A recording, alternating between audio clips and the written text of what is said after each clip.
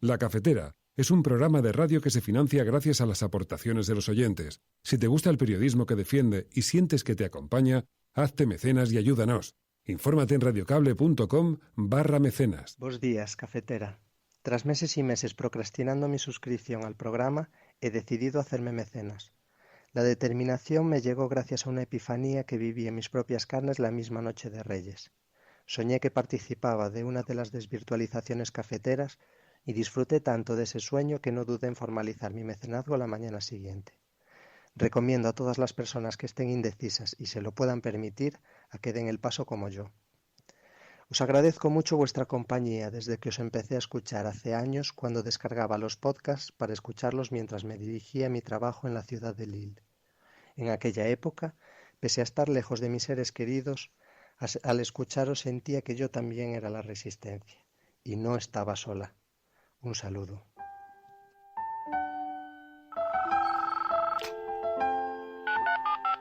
Son las 8:30 de la mañana. Las 7:30 en la Casa Museo de José Saramago, en Tías, Lanzarote. Buenos días, mundo. ¿Quieres un café?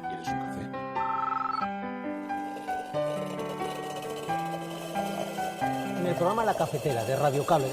En una entrevista en Radio Cable. Durante 20 minutos en Radio Cable y dice todo lo que van a escuchar. Mañana en La Cafetera de Radio Cable. Radio Cable, que ha conseguido una auténtica primicia, ha entrevistado esta mañana y ha conseguido situar esa entrevista y lo que le ha dicho en los titulares de todos los digitales. La Cafetera. Dirige Fernando Berlín. Con María Navarro. First of all, as I said earlier, I have not changed my view on a second referendum. I've been clear that I believe this House should be delivering on the result of the first referendum.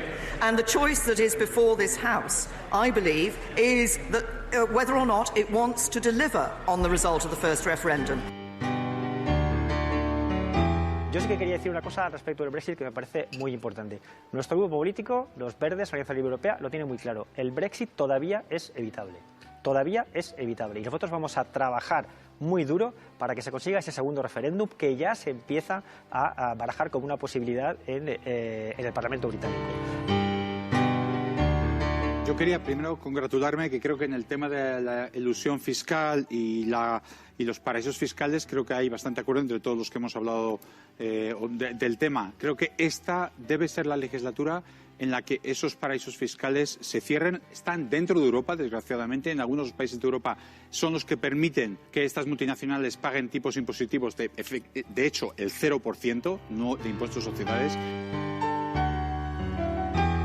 Sí, a mí me gustaría, con el señor de Vox, que hace ya días que estamos debatiendo, y me gustaría saber, ¿no?, en qué grupo ustedes se van a integrar en el Parlamento Europeo, si con Le Pen, con Salvini o con los flamencos de Puigdemont. En el Partido Popular tenemos claro que lo que vamos a hacer es reformar la euroorden, no como ustedes, que parecen ya a los de Ciudadanos, que son veletas, que dicen una cosa y luego hacen otra.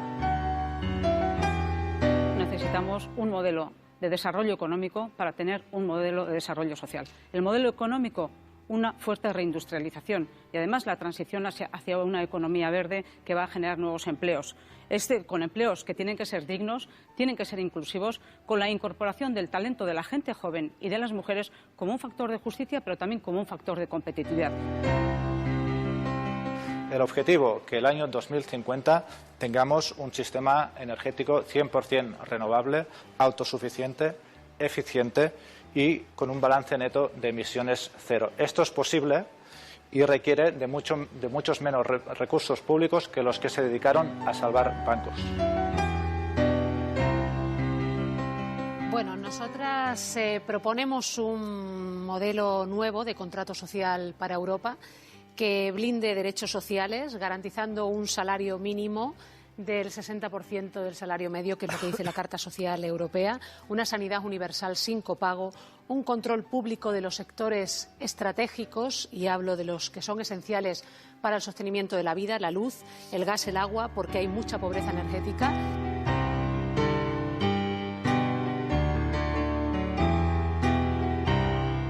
Teniendo en cuenta la magnitud de la crisis migratoria a la cual le está haciendo frente Colombia, también hacemos un llamado a la comunidad democrática internacional para incrementar la acción solidaria, para incrementar la acción política, para incrementar las acciones, para incrementar las sanciones que den lugar al cese de la usurpación. Hoy son 1.296.552. Se trata de la segunda migración más grande del mundo.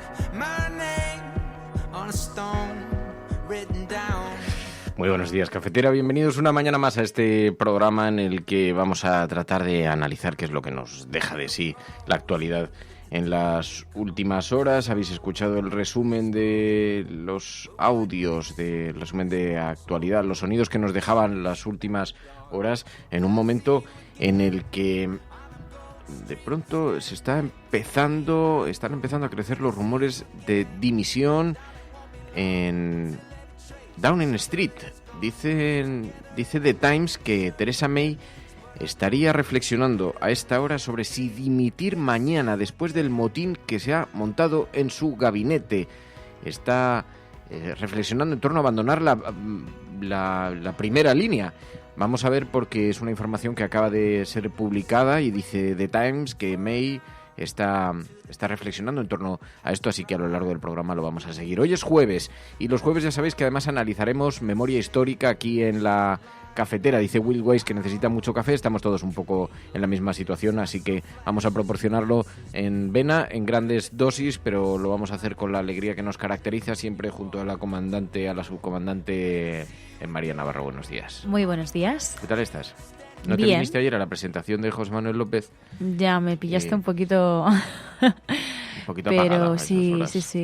Pues estuvo muy bien. José Manuel López ayer presentaba su libro, del que había venido a hablar aquí a la cafetera, Microcracia, donde hace una fotografía, una reflexión sobre los formidables cambios que se avecinan, que tenemos por delante, algunos de los cuales ya empezamos a entrever por la convulsión política, por la revolución política que se ha producido en los últimos años. ¿Os dais cuenta de que llevamos 10 años donde ya no queda ninguno de los representantes públicos que conocíamos, ninguno de los líderes políticos que conocíamos?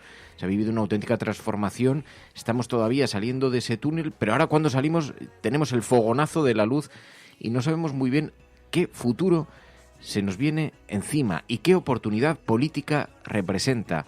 Así que en esta semana que es tan emblemática, donde estamos a las puertas de unas nuevas elecciones, las europeas, las municipales, las autonómicas en España, las europeas que se viven en toda Europa, pues tenemos una oportunidad enorme. Y ayer reflexionó José Manuel López sobre este asunto, rodeado de muchos amigos, mucha gente de la clase política, y estuvo muy interesante. Bueno, yo de hecho, viendo el debate de las elecciones, de los candidatos a las elecciones europeas de la pasada noche en Televisión Española, creo que se puede atender también a la reflexión que hacía José Manuel López. Creo que, al menos en ese debate, sí que se vio que los candidatos hablaban de propuestas, hablaban de política, se habló de economía verde, se habló también de migración, también se habló de fiscalidad. De hecho, en el tema de paraísos fiscales parece que al menos en eso sí que estaban de acuerdo. Yo creo que algo sí que ha cambiado, y es que los candidatos y las candidatas están hablando de propuestas y de política. No sé si somos conscientes de la oportunidad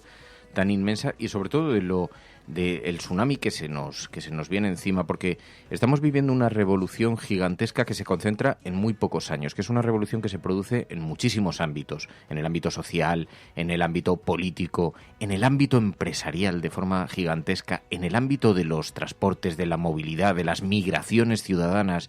Todo esto está revolucionando a un planeta, una especie muy poco acostumbrada a esta precipitación, a este ritmo tan vertiginoso, y se nos anuncian cambios muy importantes. Por ejemplo, en el mundo laboral, en muy pocos años el trabajo va a quedar reducido a la mínima expresión por la aparición de la inteligencia artificial, las máquinas. Esto lo va a cambiar todo, no va a haber trabajo para todos. Así que hay que pensar, hay que repensar en fórmulas de redistribución. Todo esto lo vamos a tener que empezar a construir desde ya, desde este momento. Sobre eso reflexionaba aquí José Manuel López en un programa muy interesante que podéis escuchar, el de hace 48 horas, donde tuvimos la oportunidad de conversar con él sosegadamente sobre esto el día que se constituían las cámaras. Porque mientras tanto, en este país, España, desde donde emite la cafetera, desde esta bohardilla perdida en unos tejados por la ciudad de Madrid, mientras tanto, aquí en España se está viviendo también su propia convulsión política, pero ya sabéis que no nos gusta colocar el foco tan cerquita de lo que sucede, sino elevarlo un poquito más para ver la fotografía más general y comprender un poquito mejor el mundo que nos toca vivir, y así no nos quedamos anclados en las anécdotas de si el señor que presentaba esa sesión de investidura tenía la barba más o menos larga. Podemos desplazar un poquito el foco y ver a ver qué cosas nos van a afectar realmente a la vida, estos cambios, porque, como digo, cambia todo, lo está cambiando todo, y lo cambia desde las relaciones familiares, desde las relaciones sociales, desde los círculos de amistad. Decía ayer José Manuel López, ¿cómo será que está cambiando el mundo que ni siquiera tenemos palabras para definir los nuevos modelos de empresa, los nuevos modelos de familia, los nuevos modelos políticos? Hay que inventar hasta un lenguaje con esto. Bueno, pues de todo eso es de lo que nos gusta reflexionar aquí en la cafetera, para poder prever hacia dónde vamos, hacia dónde tenemos que mirar también y dónde tenemos que colocar las líneas rojas, porque siempre entre los tiempos de grandes cambios surgen los monstruos. Así que también hay que estar muy alerta. Bueno, un saludo muy especial a quienes se incorporan a esta hora y que participan también de esta reflexión colectiva. A Daniel, a Ayla, a Rubén, a Chesco, a Marina Brown, a Zonk, a Elena Noruega, a Hilo, a Ángel, a Angélica Llamera, a quienes pedimos que utilicen el siguiente hashtag, almohadilla, la cafetera, maybe buy, porque Theresa May podría estar a punto de dimitir. Según The Times, la primera ministra Theresa May va a dimitir mañana después del motín de su gabinete. La última en abandonar a la primera ministra ha sido la portavoz de los conservadores en el Parlamento, y Andrea Ladson, que ha dimitido este miércoles porque no cree que el gobierno de Theresa May pueda cumplir con el Brexit, al tiempo que ha instado a la primera ministra a tomar las decisiones correctas para el Reino Unido, el Ejecutivo y los Tories. Y estamos inquietos ante esa noticia, porque si Europa no es social, a lo mejor no es. Si Europa no empieza a mirar seriamente sobre los beneficios de construir un espacio de comunión social entre sus ciudadanos, a lo mejor deja de ser un proyecto colectivo tan apoyado como lo ha estado siendo históricamente en esta región del mundo. Theresa May ayer daba su opinión sobre el segundo referéndum. Decía, es que esa opinión no ha cambiado. First of all, as I said earlier, I have not changed my view on a second referendum. I've been clear that I believe this House should be delivering on the result of the first referendum. And the choice that is before this House, I believe, is that whether or not it wants to deliver on the result of the first referendum and deliver on the manifestos on which the majority of members of this House stood, which were clear that we wanted to do that with a deal. Una creciente una revuelta en sus filas, dice el periódico El País a esta hora. Los partidos marginales se convierten en los protagonistas de unos comicios inesperados. Theresa May calculó que las elecciones europeas que se celebran este jueves en el Reino Unido eran un mal trago que había que dejar atrás cuanto antes, pero la tormenta desatada entre los conservadores al conocer el último intento de la primera ministra de aprobar su plan del Brexit con el guiño de un posible nuevo referéndum puede provocar que el mal resultado de estos comicios sea la excusa definitiva para acabar con su liderazgo. El Brexit que se ha llevado por delante a media clase política británica, entre ellos a todos los que lo impulsaron. Así que un enorme reto para el Reino Unido que se extiende también para la Unión Europea. Hay una entrevista hoy, por cierto, muy interesante a Josep Borrell en el periódico El País, donde reflexiona sobre la dinámica que tiene que asumir la Unión Europea. Dice, tiene que jugar una lógica de potencia frente a los Estados Unidos, si no está condenado a tener serios problemas. Ayer tuvo lugar este debate sobre Europa, de los candidatos españoles a liderar lideran sus partidos políticos a participar en estas elecciones europeas. Allí escuchamos algunas reflexiones muy interesantes de las que hemos extraído algunos audios. Josep Borrell dice que hay que prepararse para la crisis económica que se nos viene encima y que hay que poner encima de la mesa un plan de empleo contra el cambio climático también. Lo que sí creo que los agricultores también están preocupados por saber cuál es la garantía que hay sobre su cuenta corriente bancaria. y estarían contentos. Sí, puede que no lo estén, pero deberían estarlo. Y estarían mucho más tranquilos si supieran que esa garantía es la misma para ellos que para un señor de Hamburgo o para un señor de cualquier otro país europeo. Hay que acabar la unión bancaria. Hay que dotarse de un presupuesto del euro para hacer frente a la próxima crisis económica que sin duda tarde o temprano va a llegar. Hay que lanzar un gran plan de empleo clima del que espero poder hablar después para hacer frente de una manera masiva al problema del cambio climático y asociarlo con la creación de empleo. Así que Borrell anunciaba, nos ponía en posición de defensa frente a una posible nueva crisis económica que en algún momento llegará a la Unión Europea. Si tocase en un momento como este en el que empiezan a surgir tantas dudas sobre el futuro político de la Unión, podría tocar definitivamente de muerte a la Unión Europea. Bueno, pues eso decía Josep Borrell. Garicano hablaba de una propuesta, hay que cerrar los paraísos fiscales. Yo quería primero congratularme, que creo que en el tema de la elusión fiscal y los paraísos fiscales creo que hay bastante acuerdo entre todos los que hemos hablado del tema. Creo que esta debe ser la legislatura en la que esos paraísos fiscales se cierren. Están dentro de Europa, desgraciadamente. En algunos países de Europa son los que permiten que estas multinacionales paguen tipos impositivos de hecho, el 0%, no de impuestos de sociedades, de estas empresas tecnológicas, y tenemos que cerrar ese agujero. Pero el problema de Europa con lo digital va mucho más allá que el tema fiscal. Nos estamos quedando detrás de las 20 empresas más grandes digitales del mundo. 11 son americanas y 9 son chinas, no hay ninguna europea. Necesitamos que Europa se ponga las pilas y eso requiere invertir, innovar y formar. Ahora leeremos también las portadas de los digitales, Público.es, eldiario.es, Infolibre, El Confidencial, a ver qué aspectos de la actualidad han destacado, pero en esta primera fotografía sobre el debate europeo ayer nos llamaba la atención esas palabras de Garicano, un liberal confeso que ya sabe de lo preocupante de los paraísos fiscales para las cuentas de cada nación. Así que proponía eso, un cierre a los paraísos fiscales, cerrar las puertas a los paraísos fiscales.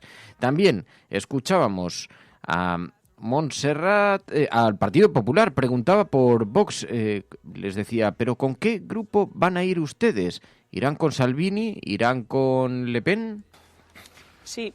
Bueno, sí, a mí me gustaría, con el señor de Vox, que hace ya días que estamos debatiendo, y me gustaría saber, ¿no?, en qué grupo ustedes se van a integrar en el Parlamento Europeo, si con Le Pen, con Salvini o con los flamencos de Puigdemont. En el Partido Popular tenemos claro que lo que vamos a hacer es reformar la euroorden, no como ustedes, que parecen ya a los de Ciudadanos, que son veletas, que dicen una cosa y luego hacen otra. Porque el señor Ortega Smith, el 17/2/2019, su secretario general, justamente dijo España se tendría que haber ido del acuerdo marco de la euroorden, señor Bouchardet. Por tanto, quien defiende realmente la euroorden y la reforma de la euroorden es el Partido Popular. Miren.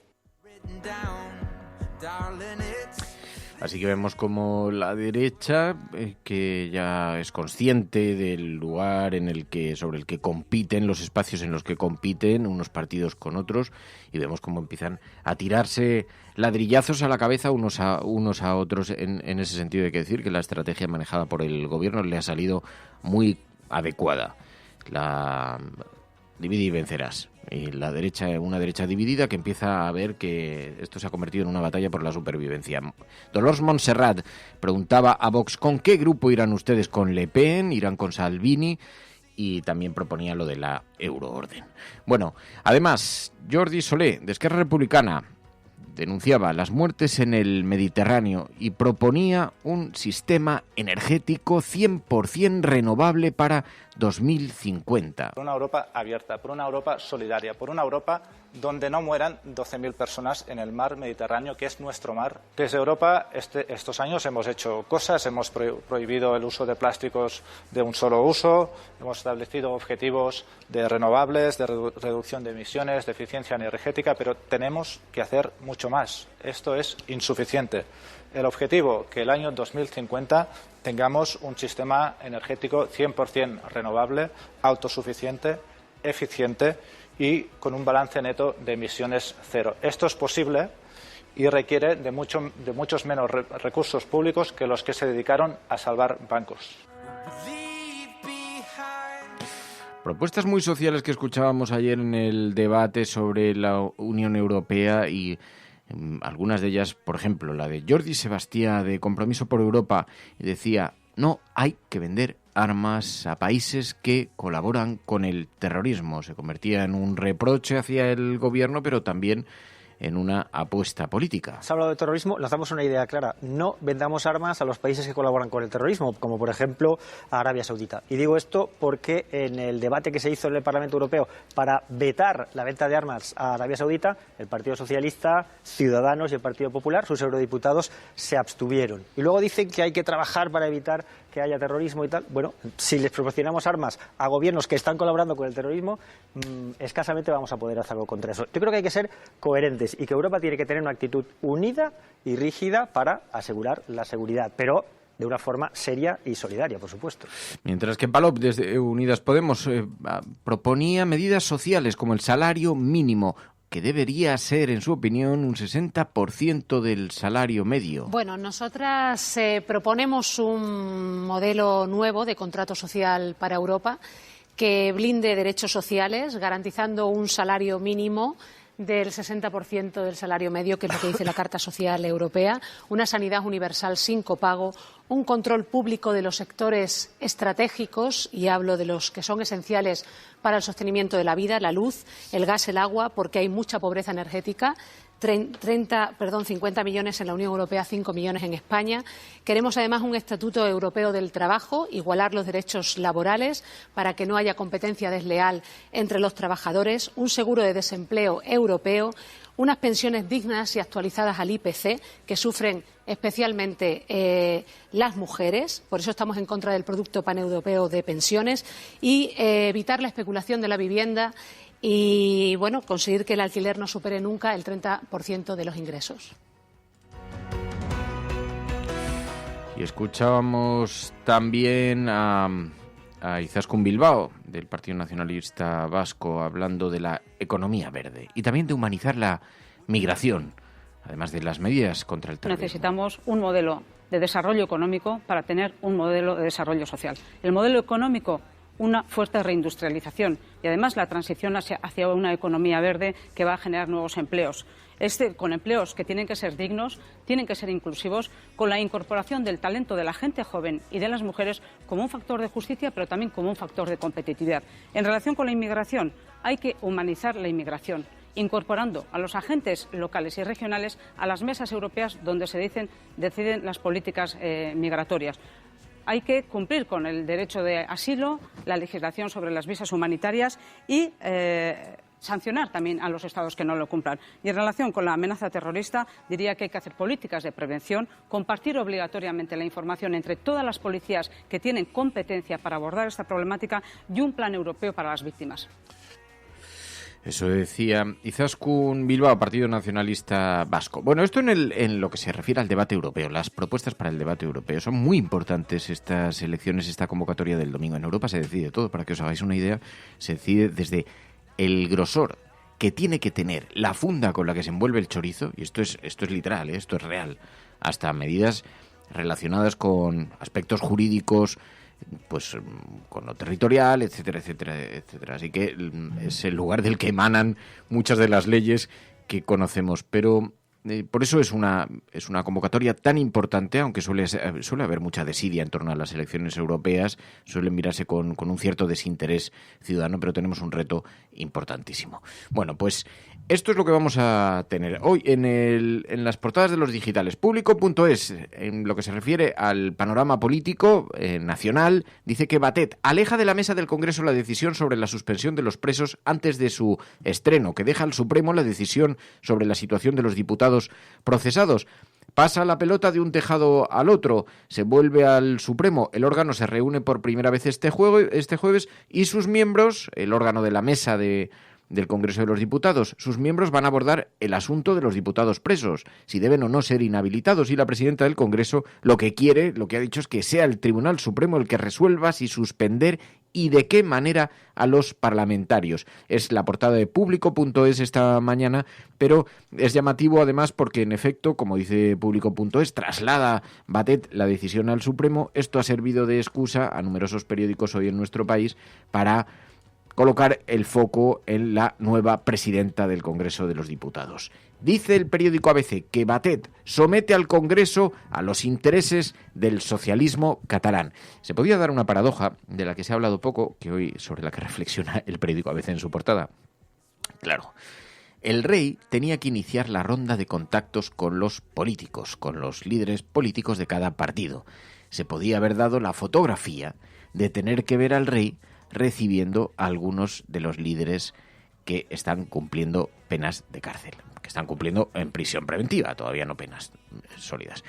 Pero, claro, ante ese escenario se especula mucho con cómo poderse escudar unos a otros. Bueno, pues la presidenta de la Cámara, dice el periódico ABC, dilata la suspensión de los presos políticos. Dice, y le pasa la pelota al Supremo para no perjudicar a su partido en las elecciones del 26M. Casado exige anular la toma de posesión de los secesionistas y ver las consecuencias penales de jurar en falso la Constitución. Bueno, el teatro al que nos tiene sometidos tanto el Partido Popular de Pablo Casado como Ciudadanos, que están permanentemente teatralizando su posición en torno a la bandera. Hablamos muy poco del país, ¿os dais cuenta? Hablamos muy poco de las necesidades del país y hablamos mucho de la bandera. Pero el país son sus necesidades. El país es la gente que vive en él.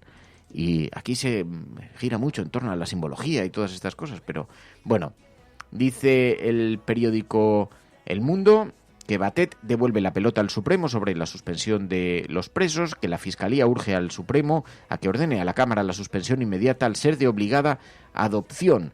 Dice que también, añade, España aspira a situar a Borrell como jefe de la diplomacia europea. Claro, mucha gente pregunta estos días, oye, no sé a quién votar exactamente, porque el líder del Partido Socialista para la Unión Europea, Josep Borrell, que es un tipo que tiene una mirada, digamos, en la izquierda del Partido Socialista en materias como la economía o materias como las políticas sociales. En lo territorial ya sabemos que tiene la posición que tiene, pero es que se especula con que no estaría mucho tiempo como eurodiputado si sale ganador, porque se espera de él, aspira a altos cargos en la Unión Europea, ¿no? O sea, presidencia de la Unión Europea, presidente del Parlamento. Se especula mucho con las posibilidades que hay encima de la mesa, y dice el periódico El Mundo hoy que en efecto aspira a situar a Borrell, España, como jefe de la diplomacia europea, así que suponemos que sería su número 2 quien fuese realmente el cabeza de lista para la Unión. Bueno, en La Razón, Junqueras pide ir al Congreso y Jordi Sánchez ver al rey ante la inacción de Batet. Malestar en el Supremo al entender que la mesa tenía elementos para suspender a los procesados de forma inmediata, y mientras tanto Zarzuela aplaza la ronda de consultas para evitar la fotografía de Felipe VI con los presos. Así que supongo que darán por hecho que es que lo van a inhabilitar, porque si están aplazando la ronda, imaginamos que no es para hacerse la foto 3 días después, sino que porque dan por hecho que en 3 días no va a poder acudir. Bueno, eso en las portadas de los periódicos. Además, una sangrienta imagen en la portada del Mundo y en la portada de La Razón, con un torero de manos ensangrentadas. Y en La Vanguardia, Batet devuelve al Supremo la decisión sobre los presos, dice.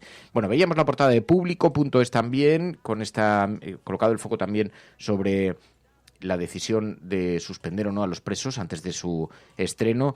Y en la portada del resto de los digitales, en el diario.es, Pablo Iglesias, el PSOE no tiene fuerzas ni números, no sería justo un gobierno en solitario. Hoy el periódico El País apunta una clave a la que os invito a que os fijéis, porque en efecto algunas informaciones y algunas consultas que hemos estado realizando en este programa nos dicen que el PSOE no descarta incluir en su gobierno a Podemos. Hoy el periódico El País hace una alusión a esto en la portada. El PSOE se abre a negociar con Podemos puestos en el gobierno. Los socialistas se reservarían las carteras claves si se llegase a un pacto. He tenido la oportunidad de hablar con 2 personas muy próximas al gobierno, una de ellas dentro del gobierno, otra de ellas muy próxima al gobierno, y las 2 personas coinciden en que la tesis de Pedro Sánchez es que en este momento hay que abrazar la posibilidad de que la izquierda tenga puestos dentro del gobierno, que Podemos pueda tenerlos. Así que, por lo menos a esta hora, y con esta información que hoy publica el diario El País, nos hace confiar en que no son especulaciones, en que hay realmente intencionalidad por parte de Pedro Sánchez de incorporar a Podemos al gobierno, pero parece que hay por lo menos una ventana de oportunidad para Podemos para entrar en el gobierno y no tanto quedarse en las puertas en ese modelo a la portuguesa con lo que tanto se ha especulado en los últimos días. Así que, bueno, esta clave que os podemos aportar hoy, que también ratifica en cierta forma la información que publica el periódico El País, pero que en todo caso queda supeditada al resultado electoral y a las posibles negociaciones que se puedan derivar de la misma. Estas son las portadas de los periódicos impresos y de los periódicos digitales. Infolibre lleva también algunos de los cálculos electorales, porque Podemos e Izquierda Unida se van a enfrentar en más de 300 municipios. Hay algunas cuestiones anecdóticas, no en todas partes acuden en coalición. Dice, entre los municipios en los que Podemos se va a enfrentar a Izquierda Unida destacan 17 capitales de provincia, 5 de ellas ciudades que superan los 200.000 habitantes. Y también nos cuenta hoy Infolibre.es los vaivenes de Ciudadanos que Rivera justifica con el argumento de que no tiene dogmas, y hace una relación Fernando Varela muy interesante hoy en Infolibre.es. Bueno, hoy es jueves, este es el panorama, esta es la fotografía de la actualidad, pero esta fotografía que nos traen las portadas de los periódicos, en la que todo el mundo estará hoy dando mil vueltas y para arriba, para abajo, sobre las posibilidades, las no, y pivotará en torno a esto el debate público, esta es la foto. Pero a partir de ahí, la sociedad española tiene numerosos retos. Tiene retos hacia adelante y retos hacia atrás. La memoria de nuestro país. Hoy es jueves. Los jueves hablamos de la memoria en este programa, de la memoria histórica, y lo hacemos, ya sabéis, de la mano de Emilio Silva, que hoy nos pide que con un invitado, con Jordi Cornellà, reflexionemos sobre la censura literaria del franquismo en algunos de los libros que seguimos todavía leyendo sin saber que son producto de aquellas revisiones que el dictador y sus secuaces hicieron. Hablamos ahora en unos segundos con Emilio Silva, porque esto es La Cafetera, y si lo estás escuchando, eres la resistencia, y no estás sola. En la naturaleza del hombre está que seamos buenos los unos con los otros, que nos hagamos felices y nos ayudemos a prosperar. El ser humano es así. El odio no es intrínseco a nosotros. El mundo es muy grande y todas y cada una de las personas tienen cabida en él. Aquí todos deberíamos ser iguales. Criaturas libres y hermosas, sostenidas por una tierra rica. Una tierra que tiene capacidad suficiente para alimentar a toda su población. Pero no lo hace. La codicia nos ha perdido. El materialismo nos ha cegado y nos ha empujado a la ignominia. O lo que es peor, a la indiferencia. Pusimos la investigación y el desarrollo al servicio de nuestro bienestar. Pero nos equivocamos en la manera de hacerlo. Cuanto más tuvimos, más quisimos, relegando al olvido a la parte más importante de nosotros, nuestra humanidad. Más que riqueza necesitamos sentimientos, más que progreso, solidaridad y amor. Si nos olvidamos de lo que somos, el futuro estará perdido. Vosotros tenéis el poder para cambiar las cosas. Vosotros tenéis el poder para acabar con un sistema que ahoga, exprime, desespera y mata. A los que me estéis escuchando os lo digo. La felicidad es posible. La vida es posible. No escuchéis esa voz que dice, poco puedo hacer. Porque muchos pocos es mucho. Y juntos podemos construir un mundo nuevo. Un mundo mejor donde hombres, mujeres y niños puedan comportarse y desarrollarse como hombres, mujeres y niños. Luchemos por una vida digna donde nadie pase hambre, donde no exista la miseria. Franco ha muerto. Por cierto, aquí ha habido una masacre, cambio. Oye, pero de verdad una masacre, ¿eh? El hombre de excepción, que ante Dios y ante la historia. ¡Quiete todo el mundo! ¿Quiénes? Que acaban de ocupar el Parlamento. ¿Quién lo dice esto? Coño, yo que lo acabo de oír. Ah, amigo, tú eres un mierda. ¿Por qué? Porque no has querido nunca. Joder, qué bárbaro, oye. No has querido nunca. Estoy impresionado. No has querido nunca. Todos contra la reacción. Todos contra el fascismo. Confirmo que he ordenado a las autoridades civiles y a la Junta de Jefes de Estado Mayor que tomen todas las medidas necesarias para mantener el orden constitucional. Es que creo que nosotros estamos para mirar al futuro, para encargarnos de los problemas de las personas, de los vivos y para dejar a los muertos que descansen en paz. Para mirar al futuro, pero es que para comprender el futuro tenemos que conocer el pasado. Y ahora veis una de las cuestiones que nos han llamado hoy mucho la atención y que ejemplificarían perfectamente eso. Somos tan inconscientes del peso que tiene el pasado en nuestros días que no somos conscientes, por ejemplo, de que muchas de las traducciones de los clásicos de la literatura, actualmente que están en circulación, son todavía las versiones que fueron aprobadas por los censores. Emilio Silva, buenos días. Hola, buenos días, Resistencia. Es así, ¿no? Todavía tenemos el legado de aquellos días y de aquel periodo tan tenebroso en nuestros propios libros, ¿no?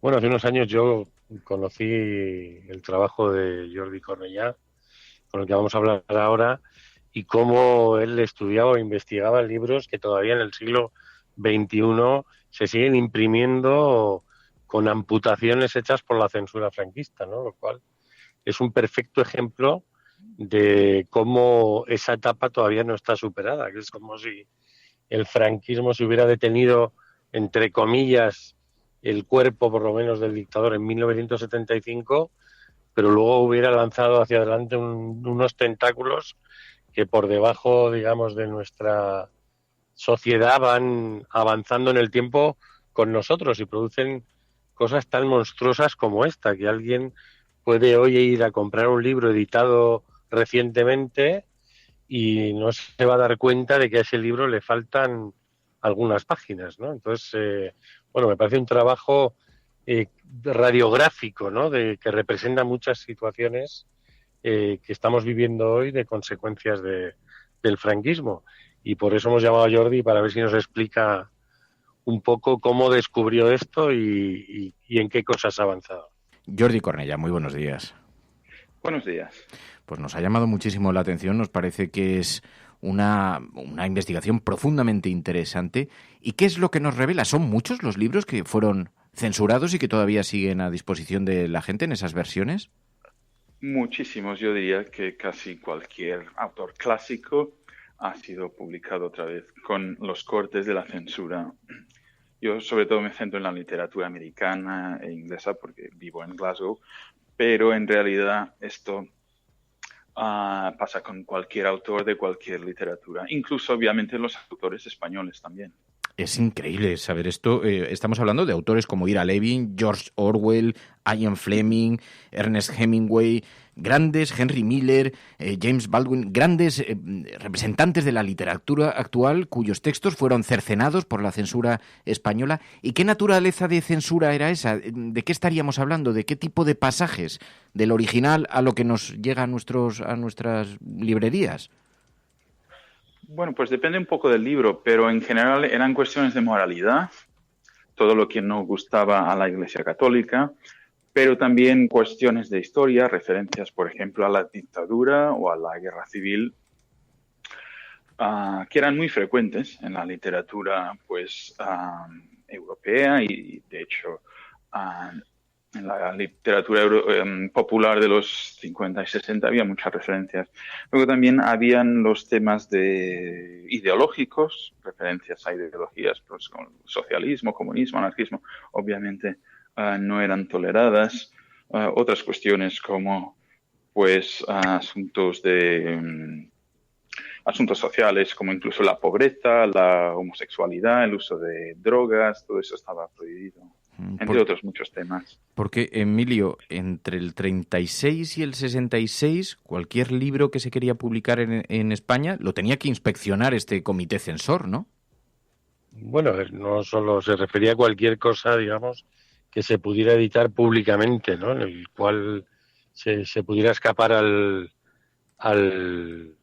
registro o a los ojos del régimen, ¿no? Por eso, bueno, pues aquí también se desarrolló toda una cultura de la evasión, vamos a decir así, para tratar de esconder o de codificar ciertas cosas que no fueran detectadas, ¿no? Por esa censura. Y yo también le quería preguntar a Jordi, ¿qué crees que en la transición por un lado, ¿qué autores españoles pueden seguir censurados? Y por otro, ¿qué crees que se debería haber hecho? Porque usando una metáfora, igual habría que editar en España el vídeo final de Cinema Paradiso con todos esos trozos de libros que no hemos podido leer porque alguien hace décadas los amputó de la obra original, ¿no? ¿Qué habría que hacer para reponer o reparar ese daño, no? Pues durante la transición no hubo ningún tipo de discusión pública o reflexión respecto a qué hacer con los decenas de miles de libros que habían sido censurados. Y esto explica por qué aún hoy nos encontramos con obras pues, censuradas en las librerías. No solo en las librerías, también han salido versiones electrónicas de libros censurados. Entonces, el uso de la tecnología tampoco está ayudando a solucionar el problema. Entonces, ¿qué se podría hacer? Primero, reflexionar, hablar sobre esto, que se conozca el problema, que durante muchos años, décadas, ha estado, digamos, como escondido. No ha habido muchas investigaciones al respecto. Cosas que se podían hacer, por ejemplo, una base de datos con una lista de las obras que fueron censuradas o de las obras que han sido restauradas o traducidas de nuevo, que ha pasado en muchos casos. Encontramos versiones, a veces en las librerías podemos encontrar versiones tanto completas como incompletas de un mismo libro, sin que el lector pueda saber cuál es la mejor versión. Entonces, es todo muy contradictorio y falta información. Entonces, una base de datos podría ayudar a los lectores, también a las bibliotecas, porque sin saberlo muchas veces recomiendan la lectura de obras censuradas. Quizá ayudaría mucho también que pudiéramos ser no solamente conscientes, tiene que haber una campaña de concienciación, que la gente sepa que lo que está leyendo no es el texto original, que es un texto pasado por el tamiz de los censores, pero quizá, Emilio, a lo mejor deberíais imaginar un sello que pudiera figurar en las portadas de muchos de estos libros diciendo edición no revisada por los censores del franquismo, edición original, porque nos llama mucho la atención. Jordi, ¿esto sucede en otros países? Porque están diciendo los oyentes, mientras están escuchando hablar de esto, decían, bueno, pero en otros países en esta misma época fueron los socialistas, los comunistas quienes pasaban la censura según sus intereses. ¿Esto es frecuente? ¿Ocurre en otros países una cosa de esta dimensión? Que yo sepa, solo está pasando en Rusia, pero no en otros países. Porque claro, la censura en Rusia también, bueno, en la Unión Soviética también duró bastantes décadas. Sí, el fenómeno es bastante parecido. Emilio. No, yo te quería preguntar, Jordi, por autores españoles, ¿no? Que igual incluso sufrían la represión, y primero la represión biográfica y luego la represión en su obra, ¿no? Hay muchísimos que se podrían citar, como Juan Goytisolo, Carmen Martín Gaite, Dolores Medio, Ignacio Aldecoa. La lista es bastante larga. Y bueno, yo también te quería preguntar, porque sé otro trabajo que estás haciendo. Primero agradecerte, porque me imagino que hacer el seguimiento de estos libros debe ser muy complejo. No sé si consultas, sigues editoriales y ves lo que van publicando y luego los buscas esos pasajes, digamos, censurados. Pero sé que ahora estás haciendo un trabajo muy interesante sobre la distribución de libros prohibidos en la dictadura, ¿no? Que, bueno, pues es como la otra cara de la moneda, ¿no? Libros que aquí, pues, entraban. Yo nací en un valle en Navarra, en el Baztán, donde por la frontera pasaba de todo en esos años. Y estás haciendo un poco un estudio sobre la distribución de libros prohibidos, ¿no? Y también te quería preguntar un poco cómo era, ¿no? Porque hay gente a la que le puede costar imaginarse libros que ahora nos pueden parecer, no sé si llamarlos inocentes, pero que aquí evidentemente no estaban a la venta en ninguna estantería de una librería. Es un tema muy complejo porque por una parte había la censura franquista, pero por otro lado, si tenías buenas conexiones y podías, digamos, permitirte comprar libros a precios más elevados, pues había maneras, sin duda, de encontrar obras prohibidas, que generalmente llegaban de Latinoamérica. Muchas traducciones prohibidas aquí pues llegaban de Argentina, sobre todo México también o Colombia. Luego, más tarde, en los 60, obviamente, con Ruedo Ibérico, Ebro, empezaron a llegar libros de tema político desde Francia, cruzando la frontera. Era obviamente muy difícil introducirlos, muy caro, arriesgado, pero había redes muy bien organizadas de contrabando de materiales prohibidos. Sin embargo, esto no conlleva que la represión no fuese efectiva. Es importante remarcarlo, porque obviamente estos libros tenían un público muy limitado y muy restringido, a gente pues que sabía exactamente dónde ir a adquirir estos productos. Jordi, tú eres investigador. Algunas de las frases que vemos que fueron censuradas son verdaderamente grotescas. Por ejemplo, vemos en la novela Otro País, que publicó originalmente el escritor estadounidense James Baldwin en el año 62, Pussy, que querría decir vulva, se versiona como gata. Y eso lleva a que las frases, cuando por ejemplo decía ella para mí es tan gata como las otras gatas, en realidad el texto lo que decía, en lo que a mí respecta, un coño es solo un coño. Y sin embargo, la censura, la mano del censor lo que hacía es cambiar completamente la literalidad. Cambia el sentido de muchas de las obras, ¿no?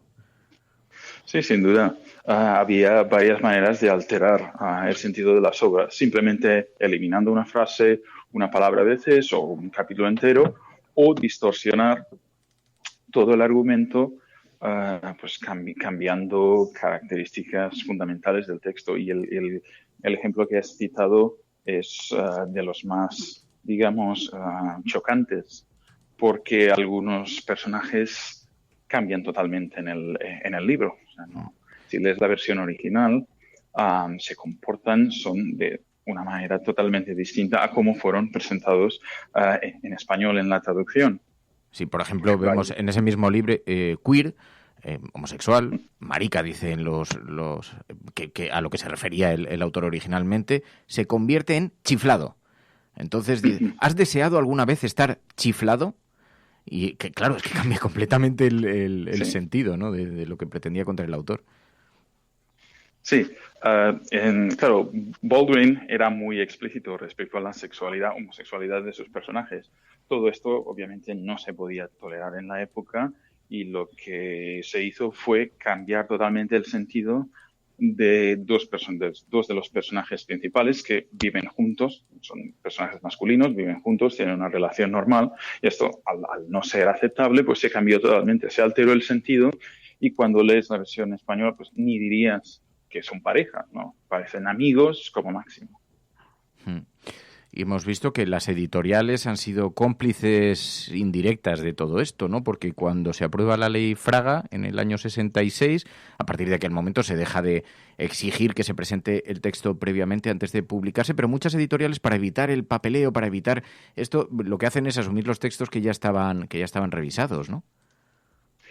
Sí, es verdad que a partir del 66 era más fácil publicar algo sin pasar por censura, pero la verdad es que era peligroso y tenía sus costes económicos, porque el Tribunal de Orden Público pues, podía ser, la policía podía ir a secuestrar pues, libros en las librerías. Entonces, por eso muchas editoriales continuaron presentando los originales para que fuesen aprobados por los censores.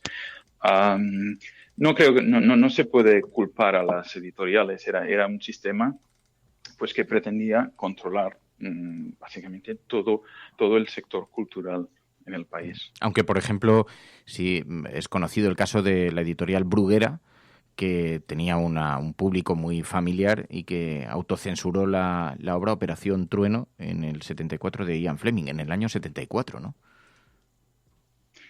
Sí, claro, Bruguera pretendía vender decenas de miles, centenares de miles de libros, y por lo tanto tenían que ir con mucho cuidado, ya que cualquier problema con la censura pues hubiese costado muchísimo dinero, digamos, y continuaron sin duda presentando originales a censura y autocensurando hasta el final.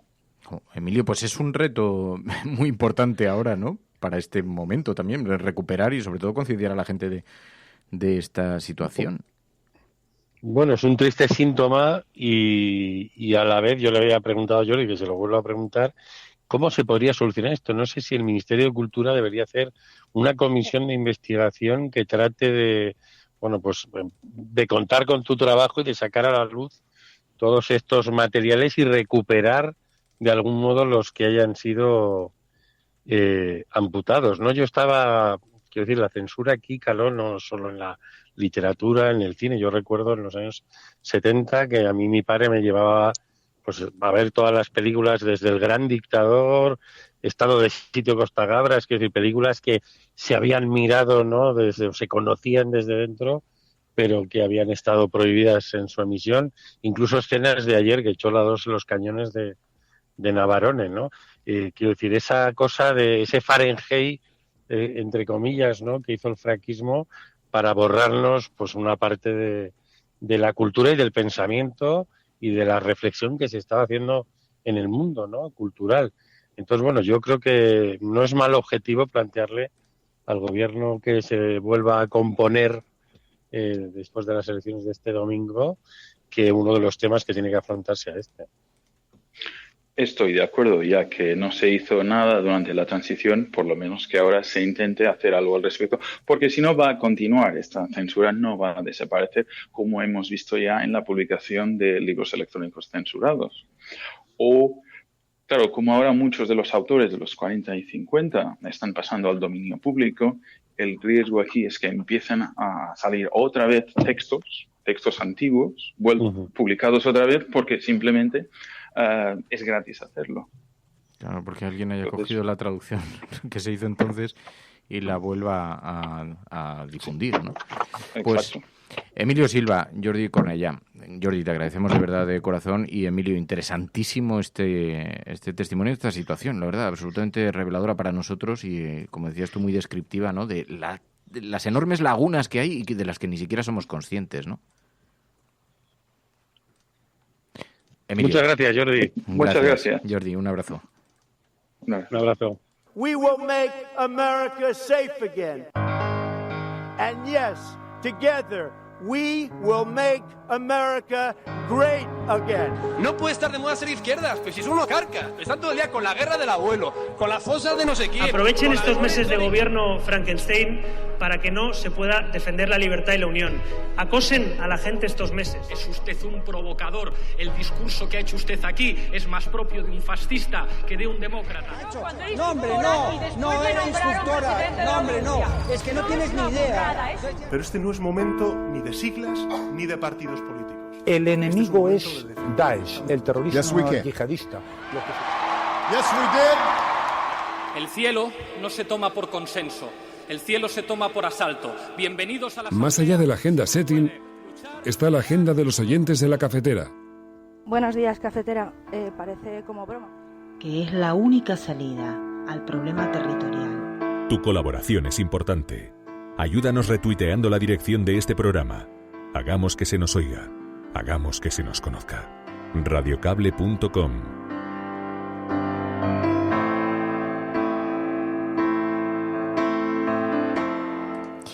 Bueno, y para empezar la agenda de la cafetera, empezamos con una información que nos enviaba Isabel Aragón, que recoge Público.es, y es que la ruta migratoria hacia España es ya la segunda del mundo con más personas muertas o desaparecidas.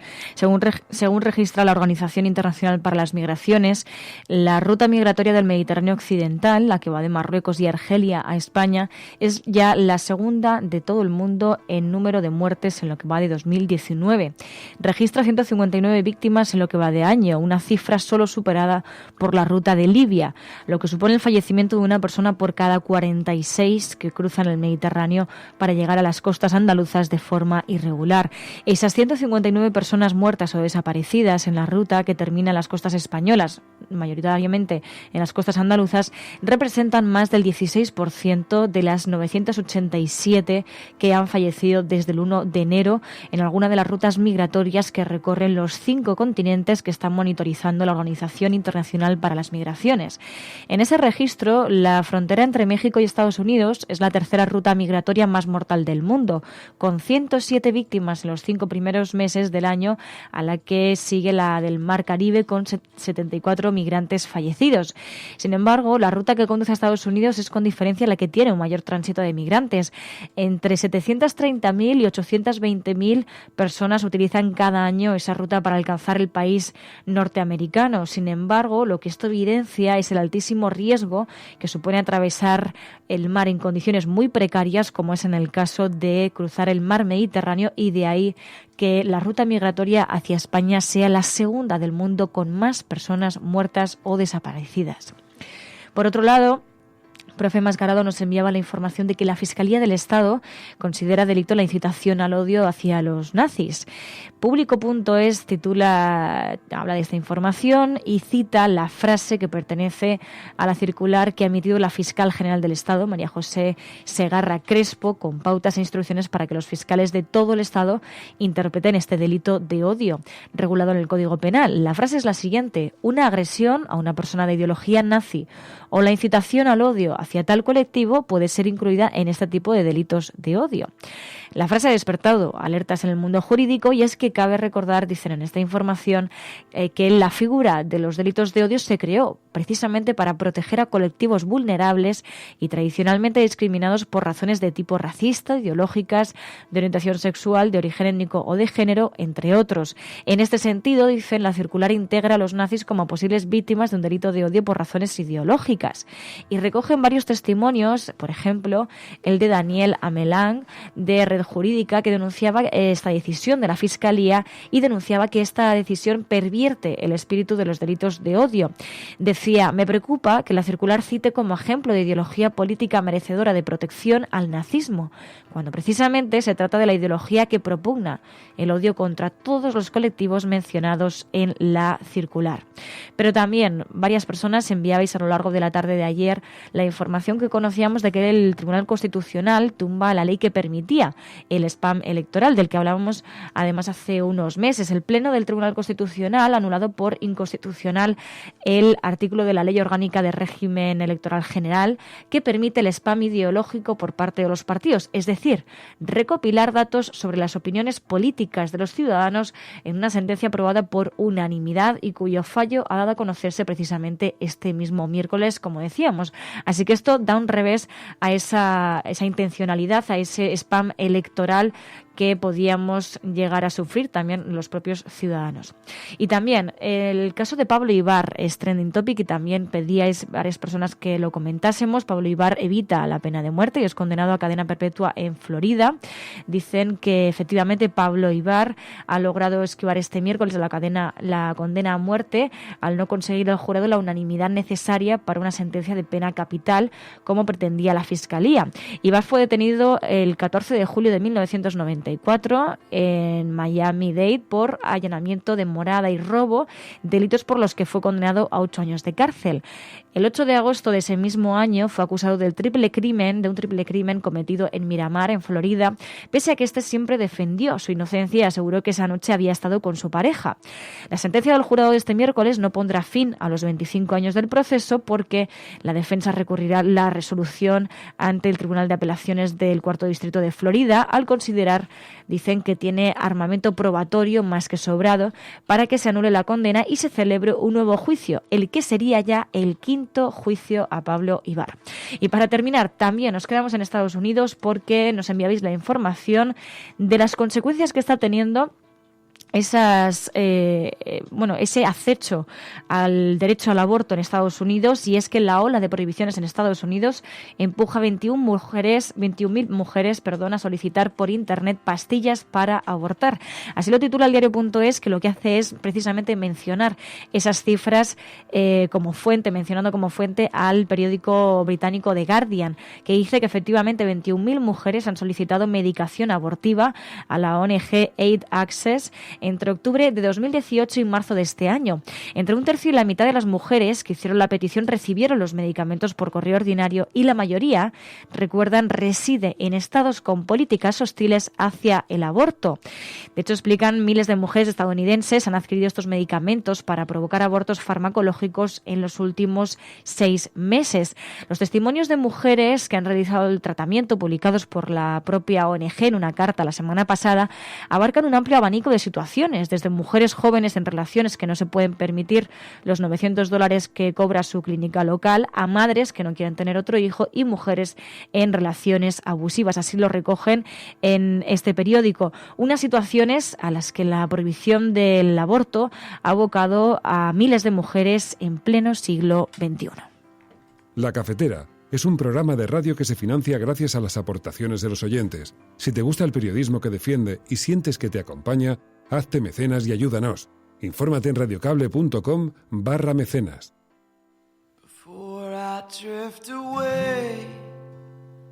Speak to my heart, reminding me that I belong. I am not allowed to walk alone. Bueno, pues ya sabéis que The Times ha publicado esta información. Theresa May podría anunciar su dimisión en las próximas horas después de la revuelta de su gabinete. Es una noticia de altísimo impacto y vamos ahora a continuación a comentarlo con Pilar de la Peña, a ver qué conclusiones podemos extraer de este periodo tan convulso, no solamente para el Reino Unido, sino también para la Unión Europea, que mira con muchísima preocupación, con muchísima incertidumbre su futuro derivado de esta crisis política en uno de los países de mayor relevancia dentro de la Unión. Ahora enseguida lo comentaremos con Pilar de la Peña. Bueno, este en todo caso es el espacio, ya sabéis, en el que hablamos sosegadamente sobre la vida y en el que apartamos un poquito las portadas de los periódicos. Hoy, como tenemos esta información sobre la mesa, publicada en esa exclusiva de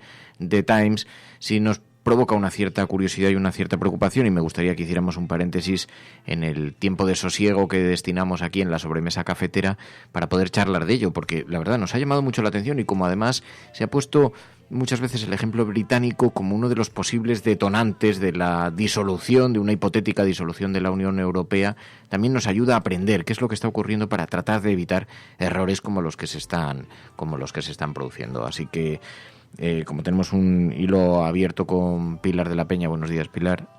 Hola, buenos días. Que recibíamos esta información con muchísimo interés, lo estábamos observando en la portada de The Times. Dicen que podría dimitir en las últimas horas, ¿no? Parece que tienen alguna fuente muy sólida. Sí, The Times además es el diario conservador por excelencia en Reino Unido, junto con el Telegraph, y son los que están más directamente vinculados a los conservadores, al Partido Conservador. Es verdad que además se trata de uno de los diarios que hizo un poco bandera del Brexit, y llevan meses especulando con la continuidad de Theresa May, dadas las dificultades que está teniendo para conseguir el apoyo a su plan de salida del Brexit. Ahora parece que todo se trata de la enésima revuelta o el enésimo motín interno que sufre en su gobierno y en su partido contra sus planes. En este caso, el diario recordaba que Andrea Leadsom, que es la última ministra que ha dimitido, es ya la número 38 que sale del gobierno en respuesta a los planes de Theresa May, o al plan de salida del Brexit que sigue defendiendo Theresa May. Hay que recordar que hoy precisamente son las elecciones europeas en Reino Unido. Entonces, veremos a ver, porque además no está muy claro si se va a conocer el recuento, cuándo puede pasar. Desde luego, The Times es una autoridad sobre el Partido Conservador, así que veremos en qué queda todo esto, pero desde luego evidencia mucho la división que existe en el Reino Unido y, la situación tan complicada que están viviendo y tan caótica, ¿no? Con todo esto del Brexit. Y además hay que recordar, me parece que lo comentábamos la semana pasada, que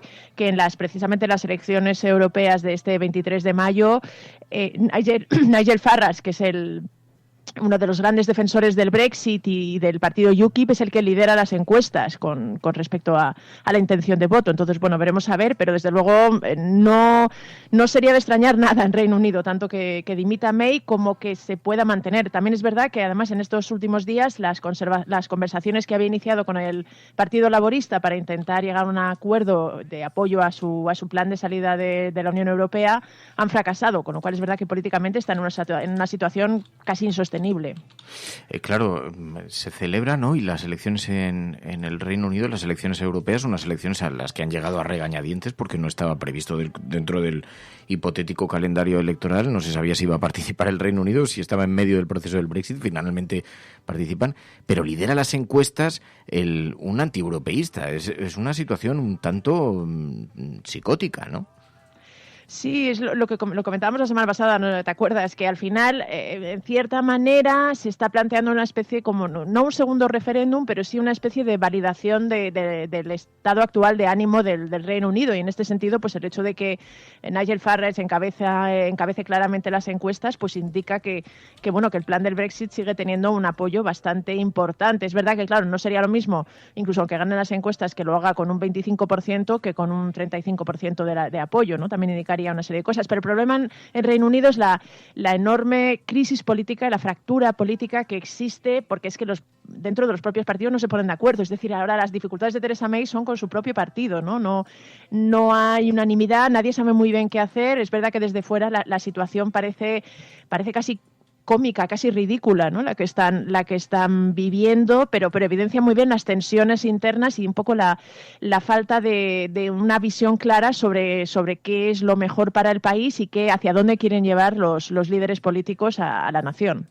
Va a ser, por cierto, un domingo de infarto porque, claro, hoy el Reino Unido y los Países Bajos celebran las elecciones europeas. Pero en la mayor parte de los países de Europa se van a celebrar el domingo. Y el recuento de las elecciones no va a comenzar hasta que cierre el último colegio electoral, que creo que es Italia. No recuerdo muy bien, pero creo que es Italia. Y de forma que los resultados de las elecciones van a comenzar a partir de ese momento. Y aquí en España, que se celebran 3, empezaremos analizando el resultado de las europeas a primera hora o a la primera hora que se cierren los colegios electorales en toda Europa, pero después ya tenemos que ver los de los parlamentos municipales autonómicos, lo de los gobiernos municipales autonómicos, y después ya va a ser un caos. O sea, no vamos a tener resultados aquí de toda la convocatoria. Las municipales creo que son los últimos datos en saberse, en conocerse. Ayer me encontré una amiga que va en la lista de Más Madrid y me decía, va a ser un infarto. Porque vamos a estar hasta última hora, vamos a conocer todos los resultados de las tal, y dice, como además están tan ajustadas las encuestas, dice, los que estamos ahí en el limbo, vamos a estar observando con muchísima preocupación. Lo mejor será irnos a dormir y el lunes por la mañana levantarnos pronto y de ahí ya ver los resultados. Que yo ya he votado, que yo ya he votado. Gentes, no sé vosotras, pero yo votaré en urna. He votado por primera vez por correo, que no lo había hecho. Yo voto en urna también. Yo iré el domingo. Es verdad que además son unas elecciones que hay mucha incertidumbre. Además, el hecho de ser comicios locales, autonómicos y europeos hace que casi te plantees hasta la posibilidad de votar a distintos partidos en función de cada situación. También al estar tan cerca de las generales sirven un poco de segunda vuelta. Es verdad que será interesante, pero sí, yo de hecho he oído que no va a haber resultados de las europeas hasta pasadas las 11 de la noche. Con lo cual, las municipales, hasta bien entrada la medianoche, pues no tendremos tampoco, porque claro, hay que empezar el recuento en las mesas electorales. Cada colegio electoral tiene que enviar primero el recuento de sus urnas europeas, luego va a ser un super domingo electoral, pero bueno, ya tendremos tiempo y lo podremos analizar con sosiego el próximo lunes, ¿no? Pero y cuando votas, Pai, ¿a ti te dejan meter en la papeleta? ¿A vosotras os dejan? No me dejaron el otro día. Yo no sé si son los colegios electorales de centro, pero te la tiene que depositar el tipo de la mesa. A mí me dejan. ¿Te dejan depositarlo? A mí también. Sí. Pero yo, ¿dónde estoy votando? Pero esto que... Pues cámbiate. No voy a decir nada. Pero me has votado por correo. Claro, eso sí. No, pero es que me da un poco de reparo, porque la última vez ya me miró mal un apoderado. Y la anterior estuve a punto de invalidar la mesa del colegio electoral, porque entré con el pequeño Fer a votar. Oye, que me increpó un tipo. Le dice al pequeño Fer, dice, tu padre es un radical, un tipo de la mesa, ¿eh? Y entonces yo lo miro. Pero yo creo que eso lo puedes denunciar. Si claro, es yo de la pensé, mesa. digo, puedo montar el expolio aquí y me llevo por delante una mesa entera con todos los votos, que era zona hostil, como se puede uno imaginar. Y digo, me llevo por delante aquí, pero me entró un poco la convicción democrática y dije, bueno, mira, déjalo correr y es el precio que tiene salir hablando de política. Hombre, la verdad es que cada uno puede tener, lógicamente, las preferencias políticas que quiera, pero además cuando estás en una mesa electoral, en el fondo estás haciendo una especie de papel institucional, ¿no? Estás favoreciendo que todo el mundo pueda votar, y a utilizar ese escaparate para increpar a alguien, la verdad es que dice bastante poco de la educación democrática de esa persona. Pero bueno, yo, por ejemplo, en mi mesa sí que vi que los niños no les dejaban meter la urna, tenía que meterlo el adulto con ellos en la papeleta en la urna, pero en mi mesa electoral, en mi colegio electoral, no había ningún problema para meter la papeleta en la urna. Pero a mí, por ejemplo, nunca en todas las elecciones, y he ido a todas desde que tengo mayoría de edad para hacerlo, nunca me han permitido meter el voto, y mira que me ha hecho ilusión, no sé si una vez me parece, pero mira que me hacía mi ilusión lo de tal. Lo que pasa es que ya después, claro, luego se da una situación, oye, que resulta muy complicada también. Bueno, me decía, Ana Rosa Quintana le tocó una vez presidir una mesa. Que tú imagínate el desfile. Ana Rosa. Imagínate un personaje que tiene esa popularidad social, además. O sea, que es que no hay personaje que no le conozca, le conoce desde el primero al último. Y entonces tener una esta. Pero imagínate que eres Pablo Iglesias y te toca en una mesa. Bueno, supongo que puedes pedir excepciones, ¿no? Supongo que en caso de un candidato cabeza de lista sí que estará contemplado la excepción, pero la verdad es que no lo sé. No. Te puede tocar ahí, el desfile puede ser o a Juan Diego Boto, tú imagínate. Bueno, Juan Diego Boto no creo que pueda pedir la exención, salvo que tenga una causa muy justificada. En el caso de un político que sí se presenta, que es cabeza de lista a esas mismas elecciones, el hecho de que sea presidente o que esté simplemente en una mesa sí que puede, digamos, plantear algún tipo de incompatibilidad o algún tipo de duda. En el caso de una persona famosa por su trabajo, me imagino que no, porque además como es una especie de obligación democrática, es una obligación democrática, es bastante complicado lograr que te eximan de ella. Sí, no sé muy bien. Bueno, un día hablaremos ya cuando pase, porque realmente no tiene mucha relevancia tampoco social, pero creo que hay como posibles exenciones, ¿no? Y si no firmas el recibí, entonces a lo mejor se puede dar por no enterado, porque si no, creo que te envían un policía a tu casa si no apareces. O sea, como tengas que presidir una mesa y no... Creo que es súper serio, que eso es una cosa como súper... Y te pagan la jornada, ¿no? ¿Lo sabéis Creo esto? que sí. Si te tocan presidir una mesa electoral, pero bueno. Bueno, yo ya he votado por si acaso, porque además la última vez, insisto, fui al colegio electoral, es de un barrio de Madrid así un poquito complicado, y entonces cuando entré estaba el apoderado de Vox junto a la mesa, y entonces cuando yo iba a coger las papeletas, el hombre me miró, que por supuesto me conocía perfectamente, me tenía perfectamente identificado, y entonces me miró a ver qué papeletas cogía. Joder, y la situación es porque puedes optar por coger las 300 papeletas y luego irte a una cabina y votar en secreto, o decir, bueno, no tengo nada que ocultar, solo faltaba, o sea, me falta la intimidación. Pero resultaba un tanto chocante, o sea, ver a un señor ahí grande mirándote así con cara de, venga, coge la papeleta, macho. Y tú ahí, Sí, a mí no me gustó. A mí eso. nunca. Había luego... que quitar a los apoderados de las mesas mientras haya papeletas. Bueno, en realidad ellos no pueden ni influir en nada, ni te pueden decir... Ya. Y no deberían estar donde las papeletas. Pueden estar en la mesa, pero no deberían estar en un colegio electoral. Lo que pasa es que también es verdad que los apoderados son los que se encargan de que no falten papeletas de su opción. ¿Sabes que por ejemplo, en el barrio Salamanca, la última elección pasé por ese colegio electoral y había las papeletas de Podemos estaban atadas con una goma y todas las demás estaban sueltas. Entonces era una tontería, pero era una cosa absolutamente menor. Pero dices, para tirar tenías que hacer sacarla con la goma, mientras que el resto hacías y te la llevabas discretamente. Y luego las monjitas que llegaban con la papeleta en la mano, con el sobre bien cerrado, bien apañado. Bien apañado. Pero hay que votar. Cambia de colegio electoral. ¿Qué os parece? ¿Sabes? ¿Tú sabías, Pilar, que en Perú es obligatorio votar? Sí, sí, sí. ¿Y que no puedes beber? Sabía. ¿Que hay ley seca en las últimas horas? El día de reflexión. Pero claro, también me contaban que a raíz de eso lo que hace mucha gente, claro, basta que tengas una prohibición para que te apetezca más beber. Entonces como que hay gente que lo que hace, porque no puedes comprar ese día, pero claro, puedes haber comprado otro día, entonces la gente a veces que se junta en casas y entonces pues la lían. Como es perfectamente comprensible, vamos. Sí, sí, sí. Pero un día deberíamos hacer un debate sobre esto, buscar a ver si, no sé si unos politólogos o quién nos puede dar una lectura sobre esto, sobre si debería ser obligatorio o no el voto, porque yo creo que debería ser una actividad obligada en una democracia, o sea, es una responsabilidad gigantesca y no puede ser que digas, no, es que no me apetece. Bueno, pues te vas hasta el colegio electoral y votas o no votas, pero tú te vas hasta el colegio electoral y si quieres meter una papeleta en blanco la metes. Aunque a lo mejor eso entorpece más el sistema que que permitir que se queden Claro, en su pero luego casa. también yo tenía un poco este debate con una amiga que vive en Perú, entonces hablaba de la obligación del voto y demás, y también del tema de la ley seca, que decía, claro, pero es que también eso implica infantilizar a la sociedad también, ¿no? Es decirle lo que tiene que hacer, tienes que ir a votar, no tienes que beber, no tienes que tal. Entonces, claro, dices, no das opción a que la gente decida, ¿no? Y entonces puede llegar a entenderse como un intento de infantilizar también a la sociedad. Hombre, yo creo que en este caso lo de la ley seca sí, pero la obligación del voto yo sí la puedo entender. Al final, muchas veces lo más cómodo es quedarte en casa, pero al final es un derecho y una responsabilidad que es verdad que todo el mundo debería ejercer, aunque sea para votar en blanco, que no te convenza, o votar nulo, o no te convenza ninguna opción. Pero Claro, lo que pasa es que eso ya implica que no confiamos en que el ciudadano vaya a votar.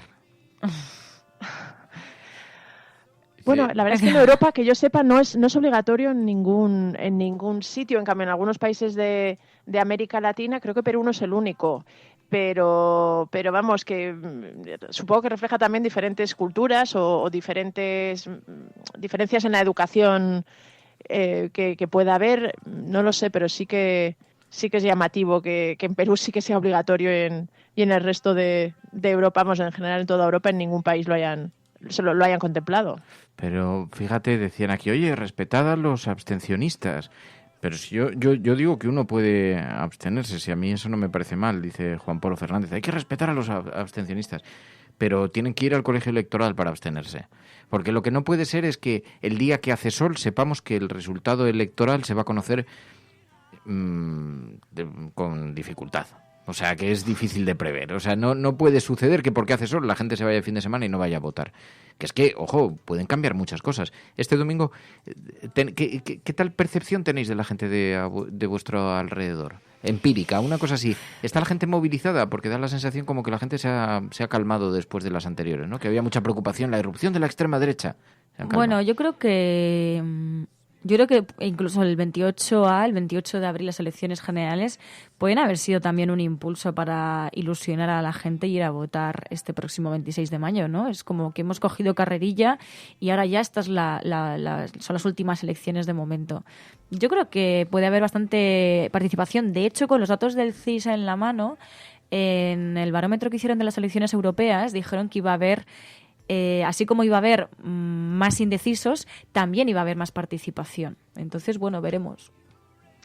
Hombre, yo creo que el hecho de coincidir europeas, autonómicas y municipales hace que haya bastante más incentivos, ¿no? A lo mejor si fueran solo europeas, las europeas siempre tienen una menor participación cuando se celebran en solitario que las nacionales o incluso las municipales y autonómicas. En este caso, creo que eso también va a jugar a favor de las municipales, porque claro, si vas a votar ya votas a las 3. Yo creo que nadie se va a plantear votar únicamente en locales o municipales.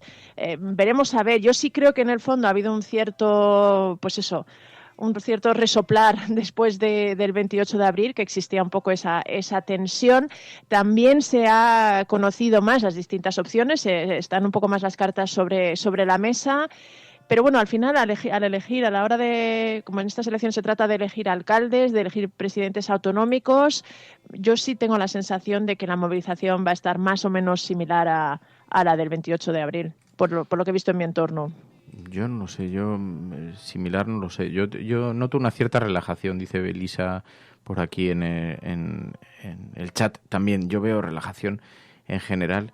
Dice, ¿pero de qué sirve? Dice Cayetano, un 85% de participación y después que nadie participe en la política ni empuje a los partidos para que hagan lo que han prometido a través de los sindicatos, de las asociaciones, de militancia, de lo que sea. Es más grave no participar que no votar. Yo creo que es igual de grave. Yo creo que es muy importante ir a votar, que uno tiene que ejercer su obligación y creo que debería ser una obligación, porque si no luego quejarnos nos gusta mucho. Pero hombre, yo creo que, pero es verdad lo que decía este oyente, es decir, es importante ir a votar, pero también es importante mantener una cierta actitud crítica y una cierta, digamos, capacidad para participar y para intentar influir en la política. Si al final la democracia se limita a votar cada 4 años, pues pierde un poco su sentido, ¿no? Además, ahora hay que recordar que el hecho de que se hayan celebrado generales hace un mes y que ahora coincidan autonómicas, municipales y europeas, y significa que si todo sigue su curso, todo está tranquilo, que veremos a ver, sobre todo a nivel nacional, puede que estemos en un periodo de casi 4 años sin ninguna convocatoria electoral, sin ninguna capacidad de manifestarse, de influir en la política. Así que también es verdad que la gente debería tener esto en cuenta. Esto es muy importante. Ayer decía José Manuel López que del periodo de inestabilidad en la que había muchas convocatorias electorales por delante, pasamos a un periodo en el que ahora hay que fijar el comienzo de la política que se va a ejecutar en los próximos 20 años. Por ejemplo, decía, en Madrid se ha cerrado el centro de la ciudad, Madrid Central, la almendra central de Madrid a la circulación. Dice, eso ya no está en debate, aunque lo metan en campaña y tensen con esto. La cuestión es si dejamos entrar a más o menos coches, pero eso ya está. Y ahora el debate es, pues como esto son el tipo de iniciativas políticas que hay que tomar, que hay que poner en marcha.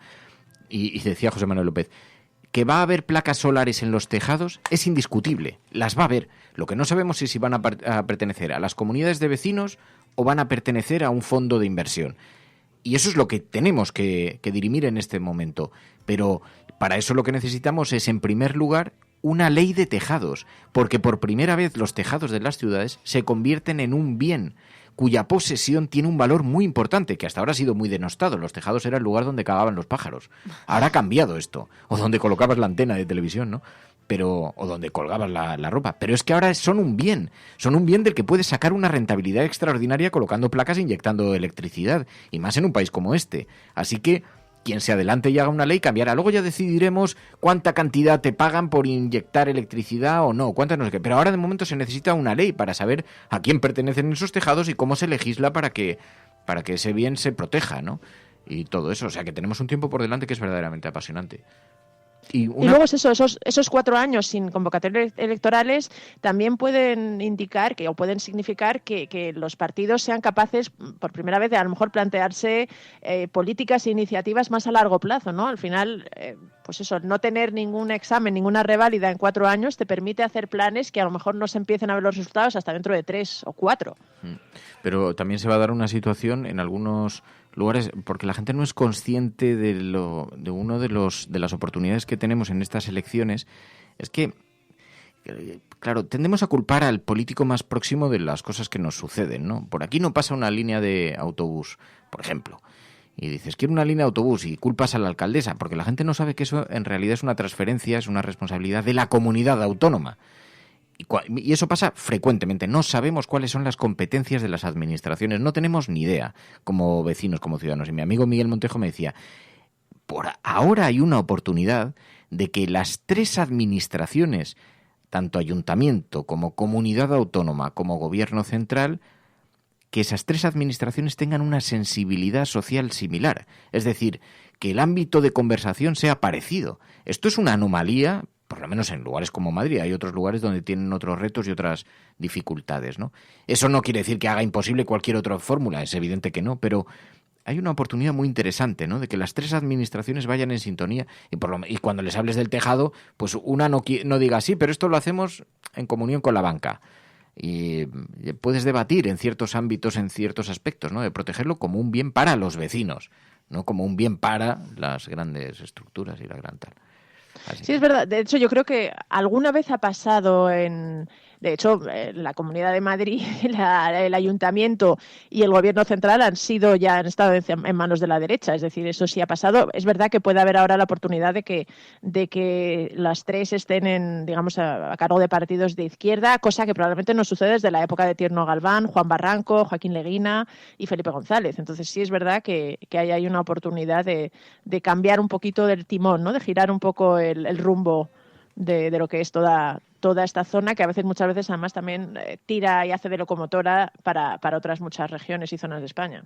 Sí, yo creo que también en base un poco a la reflexión que hace José Manuel López, hay cosas que ya están instaladas en la sociedad y si los políticos quieren sumarse al carrono es una opción y una decisión suya. Que haya un candidato en una ciudad como Madrid que se esté quejando de, bueno, pues de Madrid Central, por ejemplo, ¿no? Y que diga que es un desastre y qué tal, y que hay que tener derecho a llevar tu coche, que es la libertad, llevar tu coche. Eso evidencia la desconexión que hay con la sociedad real, ¿no?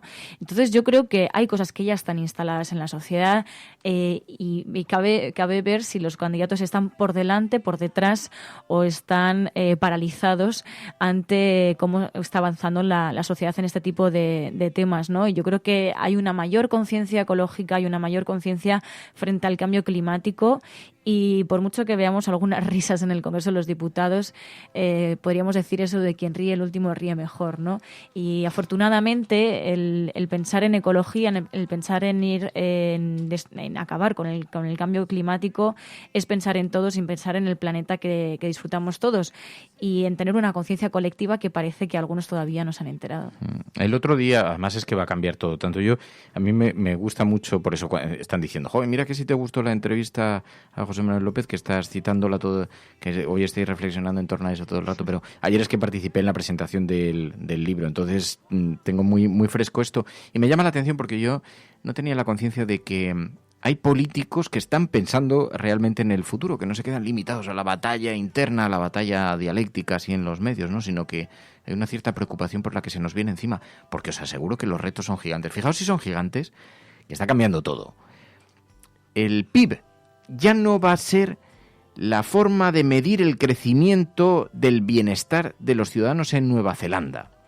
Resulta que el gobierno de Nueva Zelanda ha decidido cambiar el instrumento de medición de la prosperidad, que hasta ahora se utilizaba el Producto Interior Bruto, se utilizaban las cifras del PIB, y entonces va a abandonarlo. Introduce un nuevo factor, una nueva forma de mirarlo, que tiene que ver con el índice de bienestar de sus ciudadanos. El Índice Nacional de Felicidad, que se basa en la salud mental, en los estándares de vida, en la vitalidad de la comunidad, y lo hace un país que, en fin, ha decidido dejar de lado la tiranía del PIB. Esto cambia completamente. No es tan relevante el crecimiento permanente de las empresas como la sensación de bienestar de sus ciudadanos. Porque, entre otras cosas, la conclusión a la que tenemos que llegar ante el mundo que se avecina es que el crecimiento permanente es imposible, porque los recursos son limitados. De la misma manera que está cambiando el concepto de propiedad. Antes todos queríamos tener un coche en propiedad, ahora queremos movernos. No era lo mismo. El coche era también un síntoma de clase social, de categoría social, de prosperidad social, de éxito social. Ahora ya no. Ahora es la movilidad. Es poder moverme, poder viajar. Por lo tanto, se introduce el concepto del car sharing, del intercambio de coche. ¿Para qué voy a tener un coche en propiedad si puedo coger uno cada vez que me vaya a mover? Porque lo que sí que quiero tener asegurado es la movilidad. Bueno, esto está cambiando en términos de propiedad, felicidad, recursos, acceso a los recursos, pero es que si vamos a los ámbitos familiares, ¿cómo ha cambiado el concepto de familia? ¿Cómo ha cambiado? Decía José Manuel López, claro, es que hasta ahora el libro de familia era el instrumento que te identificaba el modelo de comunidad en la que vivías. Es que los libros de familia ya no recogen a los núcleos de convivencia, que los hay muy diversos, los hay de parejas de hecho, de parejas homosexuales, de parejas que no son parejas de hecho y que son, o este género líquido que nos decía Pilar Velasco desde Harvard, en el que no tienes una identificación en términos convencionales, porque tú hoy tienes una pareja de esta naturaleza, pero mañana tienes una de otra naturaleza y no quieres etiquetas e identificaciones. Bueno, todo esto está pasando sin que seamos conscientes. Y está pasando a una velocidad absolutamente formidable. Por eso, ya claro que es interesante hablar de esto. Y todo esto, claro, termina en el cuello de botella de unas elecciones que tienen que optar por mirar hacia adelante y buscar respuestas ante este nuevo mundo o quedarnos como estamos intentando agarrarnos sin que nos arrolle mucho el tsunami gigantesco que viene por delante, ¿no?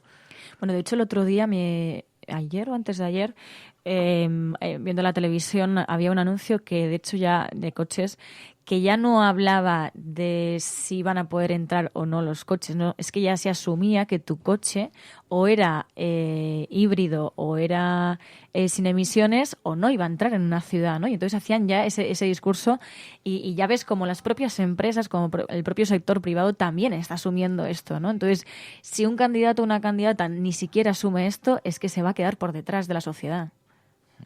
Yo creo que además en el caso, por ejemplo, de Madrid Central, es que era una cosa tan necesaria y tan obvia que, a pesar de los discursos que hacen actualmente los candidatos, no se van a atrever a tocarlo y a cambiarlo, porque además ya la administración de Manuela Carmena ha asumido el coste que suponía, el coste político que suponía implementarlo. También, digamos, puede aprovecharse de la popularidad por haberlo hecho, pero claro, esto es irreversible. Es que además no hay más que ver lo que está pasando en el resto de ciudades, de grandes ciudades de Europa y del mundo. Esto es una necesidad, es una tendencia imparable, y además es que Madrid podría empezar a tener sanciones por parte de la Unión Europea por la mala calidad del aire. Esto es algo que también hay que entender, porque antes decías, bueno, de cómo se organizan las cosas, cuando antes hablabas, Fer, de dónde están las responsabilidades para cada, digamos, política o cada situación de la que la gente se queja. Cada vez más cosas se deciden en Europa y vienen impuestas por la legislación europea. Entonces, en este sentido, Madrid no se puede quedar atrás. Es que vamos, es absolutamente ridículo. Sobre todo hay unas resistencias que son muy electoralistas, que vemos. No, tú es que tienes que estar enfadado y tienes que estar a la contra. Entonces estás diciendo cualquier cosa, como pasó. Eso ha quedado muy visible con la candidata del Partido Popular al ayuntamiento. Y dice, no, es que los atascos eran un síntoma de identidad de Madrid. ¿Cómo nos los han podido quitar? Y entonces dices, o sea, ya estamos llevando al absurdo el debate y el discurso, cuando tendríamos que estar empezándonos a preocupar precisamente por todas estas nuevas evoluciones. Para que se hagan una idea los oyentes, hablábamos el otro día con Ainhoa Goñi. Decías que la prehistoria, tú decías, Pilar, comenzó hace 1,5 millones de años, ¿no? Bueno, 5 millones es lo que estudian mis hijos. Es como la fecha oficial cuando aparecen los primeros humanos, los australopithecus. Luego ya... No sé cuándo aparece el fuego porque he estado buscando información. Algunos apuntan a 400.000 años, otros a 1.000.000 de años, en fin. Pero entre 400.000 años y 1.000.000 de años. No es muy relevante para esto otro que quiero contar. Llevamos 400.000 años sentándonos alrededor del fuego. Bien, solamente ha cambiado en los últimos 100. Los últimos 50, las familias se han sentado en torno a la radio y luego en torno a la televisión. Ya no. En los últimos 15 años esto se ha precipitado y ahora se sientan individualmente frente a su tableta, su teléfono móvil, y se sientan por separado. El cambio en el hábito, que se ha producido en un cortísimo espacio de tiempo respecto a los 400 o al 1.000.000 de años que llevamos sentándonos todos juntos al finalizar la jornada, se ha producido en estos días. Ha crecido más la población en los últimos 50 años de lo que ha crecido a lo largo de toda la historia. Algo nos debería hacer reflexionar sobre los cambios tan gigantescos que se nos vienen encima, que vamos a vivir nosotros, que se está poniendo el año 2030 como el año de la prohibición del diésel, el año 2050 como el año de los grandes cambios climáticos y del crecimiento, la subida del nivel del mar. Vamos a alucinar en colores. Y lo vamos a hacer nosotros, no lo van a hacer otros. O sea, esto ya no es lo verán tus hijos. Es que muy probablemente muchos de los que escuchan, yo no lo sé, estoy muy castigado, pero muchos de los que escuchan vivirán grandísimas revoluciones. Más de 1.000... ¿cuánto has dicho? ¿1,5 millones de años? 1,5 millones, sí. 1,5 millones de años. 1,5 millones. Oliendo a carne torrada en la fogata. Esto se ha acabado. Y esto se ha terminado. Y además es que... toda la comida viene envasada en el supermercado. Nace en cajas de plástico. Esto no puede continuar.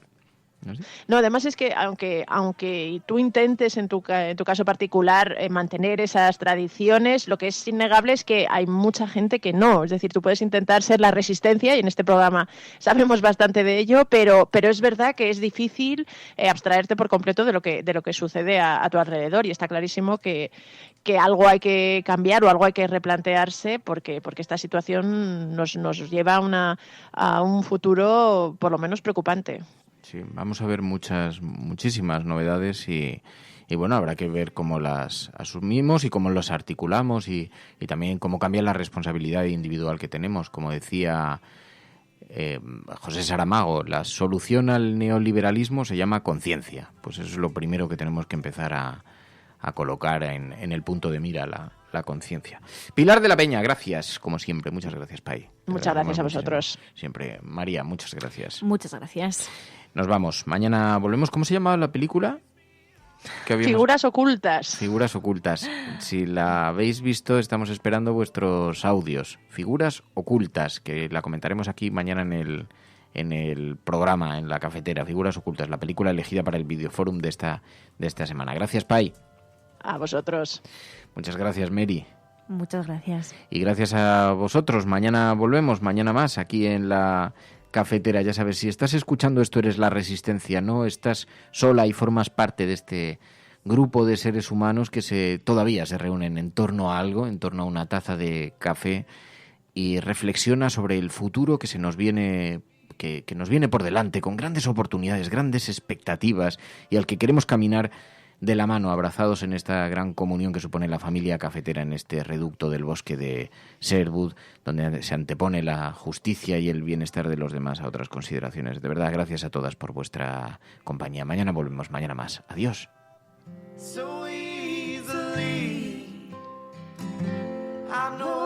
La Cafetera es un programa de radio que se financia gracias a las aportaciones de los oyentes. Si te gusta el periodismo que defiende y sientes que te acompaña, hazte mecenas y ayúdanos.